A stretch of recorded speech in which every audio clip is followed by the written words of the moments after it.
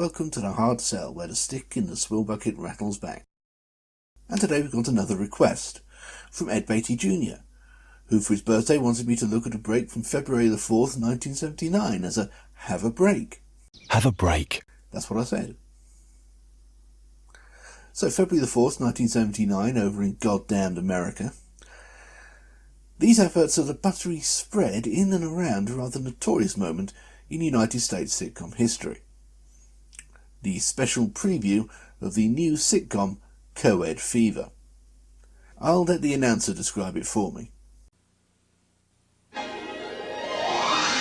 We're coming on with a special preview of CoEd Fever. The boys just hit campus and now the girls are going to hit on the boys. Why don't we all go over to Dean McPhee's house and glue his wife to the ceiling? Don't miss this special preview of CoEd Fever coming up next. We're coming on. This is CBS. Nice disco lettering. See, in 1978 there was a little film called National Lampoon's Animal House. At least it was supposed to be a little film. It was expected to be a little film, but oops, it was accidentally brilliant and grossed over $140 million on a budget of just $3 million. So clearly it needed to be cashed in on. And it was, with all three major networks commissioning simultaneous frat house sitcoms in early 1979. NBC's was Brothers and Sisters, with Chris Lemmon, William Wyndham, Mary Crosby, and not a lot else. ABC actually made a legit spin-off, Delta House, complete with a handful of the original cast. And CBS produced the salaciously titled CoEd Fever. All of them were bollocks, and none of them completed a full season. Part of the problem was that it was a stupid bloody idea. Animal House was wildly popular precisely because it was largely unbroadcastable, at least by the standards of cartoon-era American network television. It's a raunchy, scatological, anarchic film celebrating hard drinking, casual sex, and wanton destruction of property.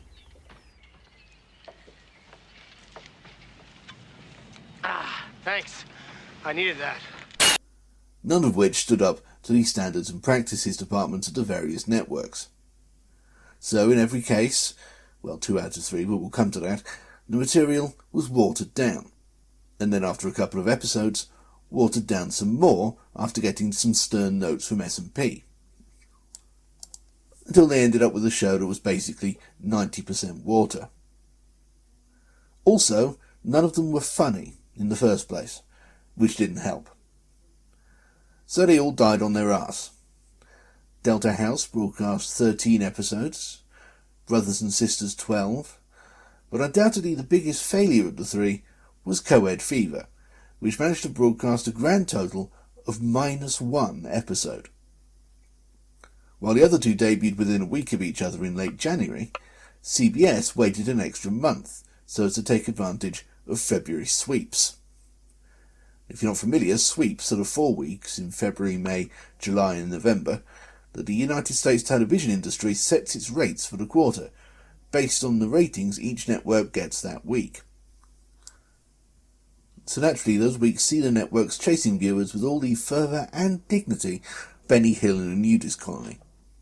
Sitcoms will have very special episodes or big-name guest stars, while major events in drama series, deaths, pregnancies, pregnant deaths, will tend to be timed to fall on one of those weeks as well. Anything to keep those Nielsen boxes buzzing. Which means, ironically, that it's a pretty good time to advertise. And so on that magical February week in 1978, the first episode of CoEd Fever, Pepperoni Passion, went out as a special preview a fortnight before its scheduled Monday night screening as a chaser to the film premiere of Rocky. And it's just as well they did that, because it acted less as an enticement to the viewers than as a warning. And having one of the most popular of all contemporary films as a lead-in definitely threw it into sharp relief when viewers around the country started switching off after 2 minutes. TV critics regarded the episode much as one would regard a dog turd presented to you on a silver platter, and the public reaction was no better. Over the next couple of weeks, CBS started receiving letters from the handful of people who actually stuck it out, who were either appalled at the show's raunchiness, or its miserable failure to achieve a decent level of raunchiness, or just at the quality of the show itself. Plus the other two were failing miserably and visibly at the same time. CBS got the message and cancelled the show before actually broadcasting any of it in its intended time slot. This special preview is therefore the only time CoEd Fever ever aired at all. They made 6 episodes in total, but no one knows what the other 5 looked like or were about. You could probably be safely assumed they weren't very good though. So that's the story of CoEd Fever, the show so bad it cancelled itself. But that one broadcast is still interesting, one of those bizarre one-off television moments.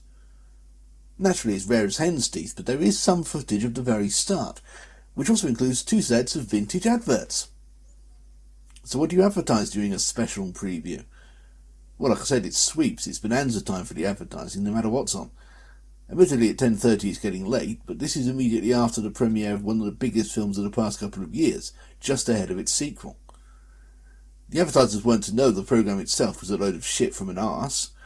It was a pretty hot slot. Incidentally, the specific affiliate we're watching here is WCBS-TV New York Channel 2. I mention that because the first advert is all about New York. In New York, every neighborhood, every community, every town has a chemistry all its own. And the chemical bank branches there are part of that chemistry. I imagine if you lived there you wouldn't need all this romanticised Manhattan twilight business with the backlit yellow cabs and such. In fact, you may very well resent the image, if you're familiar with the real thing. All the animals come out at night. Whores, skunk pussies, buggers, queens, fairies, dopers, junkies. Sick, venal. Well, maybe it's not that bad, but nobody's threatening anyone else with violent death over minor walking offences. Pretty sure that at least is not realistic for New York. The chemical branch managers make sure of that. In Jamaica, that means opening earlier, so Long Island Railroad conductors don't miss the boat. Chemical Bank. Kind of a sinister name, really, although they clearly didn't think so, considering the entire advert is based around it. It obviously started out as part of a major chemical production company, before somehow breaking loose and becoming one of New York's biggest investment and high street banks. Eventually it merged with New York's even bigger bank Chase, in a weird sort of B-Sky-B arrangement, where Chemical effectively emerged as the winners, but Chase kept the name, because it was more famous, and they had a rule in the charter that they were never allowed to be called anything else forever. So Chemical managed to lose and win at the same time. Capitalism is stupid. East side, west side, all around the town. On Long Island or Westchester. Someday a real rain will come and wash all this scum off the streets. Chemistry's just right at Chemical. And now, burgers. Because we're in America, and it would have felt wrong not to have any. Not to stereotype. Oh wait, no, sorry, I mean entirely to stereotype. Anyway, it's not the really shit hamburgers made by a clown, it's that other lot. And they've got some sort of a competition. Oh, I want a Coke. I want some fries. Hey, I won the Whopper prize. Oh, there's nothing like the one and only Whopper game. Not much of a competition, I grant you. Win some more of their products. Clearly you're not getting addicted to the chemicals fast enough. One and only Whopper game at Burger King. Just scratch off. And when one and only shows up in any of the right places, you can win a soft drink, or delicious fries, or a one and only Whopper. This sort of all-singing, all-dancing thing for various burger bars and fast food outlets seems to be more popular and go on longer in America than it did over here in the UK. Remember Jason Alexander soft-chewing in praise of the McDLT? Or a whole meal. I won. Also, it's very orange. Was that a thing of Burger King in those days? Or was it just the NTSC tape aging? Maybe it's just the processed cheese. The only Whopper, the one and only Whopper. And the one and only Whopper game. Burger King and I. After this, we get the title sequence to CoEd Fever itself, which... And you're telling me they didn't make any more of these? Incredible. It also has one of the most annoying title themes in the entire universe, but I'm saving that for the credits, because I despise you with all of my being. But because this is America, the title sequence is followed by yet more bloody adverts, because Jesus Christ. Although for a second or so, it does look like it's abruptly been replaced with Sesame Street. Hey, number one, you're the number one girl on the block. But no, it's just the obligatory advert nonchalantly patronising women. You might want to keep an eye on your daughter there before she causes a major pile-up. I'm pretty sure I was doing a piece to camera won't hold up in court. Did you take your one a day, girl? One a day plus iron every day. Iron supplements for ladies. Because they do that thing that we don't want to talk about directly because it's gross. And apparently the Council of White Male Reality is worried that they're suffering iron deficiencies because of it, even though they never have before. Hey, number one, you're the number one girl on the team. Did you take your one a day, girl? Every day. One little yellow tablet a day helps replace the iron you lose every month, with the exact amount of iron most women should have every day and 10 essential vitamins. The advert does seem to be suggesting that women should take them as a matter of course, which is fair enough on one level because it's advertising them. The point is to make you buy the stuff. But medically, it's a bit bollocks. I mean, taking an iron pill every day probably won't hurt or anything, but your GP will tell you if you actually need to do so. And it'll be because of things like anemia, heavy flow, kidney issues. Or if you're pregnant, it's quite a good idea, because you're kind of consuming iron for two or something. Otherwise, just eat a well-balanced diet and you should get all the iron you need. And do bear in mind that too much of the stuff can cause organ damage and slight death. Oh, and this basically goes for men as well, even though we don't menstruate. Not that we're concerned about that in 1978. The man's role is illustrated quite clearly in the last verse. Hey, number one, you're the number one girl, and it's like, did you take your one a day, girl? Every day. The woman's motivation for staying trim and healthy. Because no one wants an anemic jaundice trophy wife.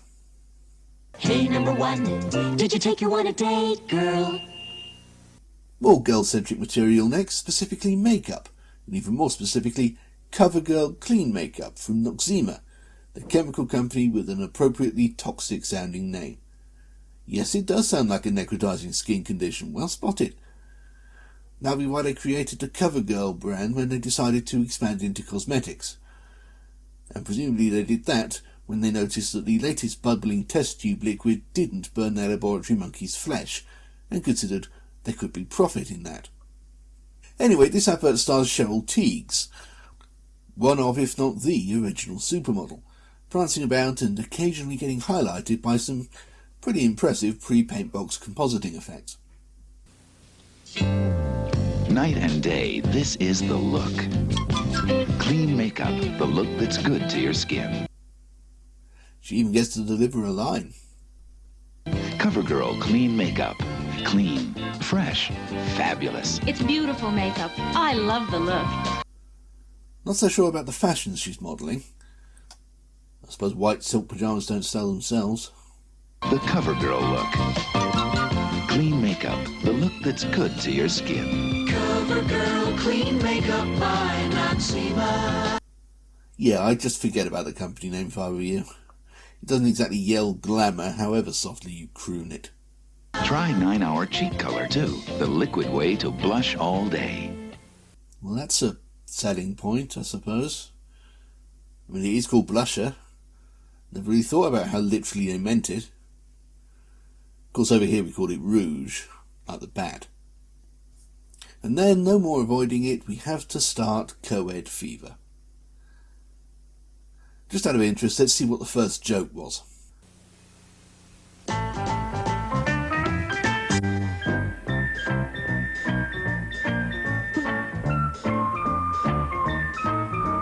I can't believe it! Men on campus! In the bookstore, on the tennis courts, snoozing in the library. I know, Sandy. It feels so good to drop a book and have someone in pants pick it up and hand it back to me. With his phone number written all over the inside cover. Yeah, I've dropped 9 books already. Well, that took a long time to positively identify. I think some of the preceding lines might have been intended as jokes as well, but it's hard to tell. To be fair, this one is followed up on, brick joke style, 30 seconds later. Women are just as coordinated as men. Then how come they keep dropping their books? That could have been clever with a bit more artistry, and if we hadn't been introduced to this charming character like this. Anyway, the recording only lasts a minute into the show itself before giving up, so that's all she wrote. The advertising fiesta that is Sweeps is driven off a cliff by the lamest of lame cash-ins. Fortunately, the premiere screening of Rocky was a massive jackpot success, so CBS didn't worry over much. As for the advertising, did you notice how they assumed most of the viewers for CoEd Fever were young women? Iron pills and makeup, both aimed at under 30 lady types. There's Banks and Burgers as well, but those were in between shows really. Besides, they weren't not aiming at that demographic. Women were the primary consumers of sitcoms in those days, and the premise of this one was, after all, that this was a women's college that had started accepting men. Even the theme song is sung from a girl's perspective, as you'll shortly learn. I get a feeling that this was supposed to be a sort of feminine take on the Animal House genre. Sort of. It's hard to tell from 2 minutes of footage, especially since it's also clearly crap, which does tend to muffle any particular subtleties of tone and targeting. But yeah, I think the poor sods might have been trying for some kind of female perspective, which is just sad. Well, something had to set it apart from the other two. God knows being crap didn't. Still, at least it's not Heil Honey I'm Home. Dear Mom and Dad, I'm fine. How are you? School's okay. There's not much new. My check this month didn't go too far. I lost my books. I wrecked a car. There are men on campus. They started this fall. But don't worry, Dad. They're across the hall. I'm giving trigonometry the old college try. I study every night with this real cute guy. We met in the laundromat by the machines. We lost track of time and shrunk our jeans. Things are better than they were last year. Maybe it's because the men are here. There's more activity and more motivation. We're really getting a co-education. I'll bring him home at the end of the quarter. Gotta go now, your loving daughter. I think this situation absolutely requires a really futile and stupid gesture be done on somebody's part.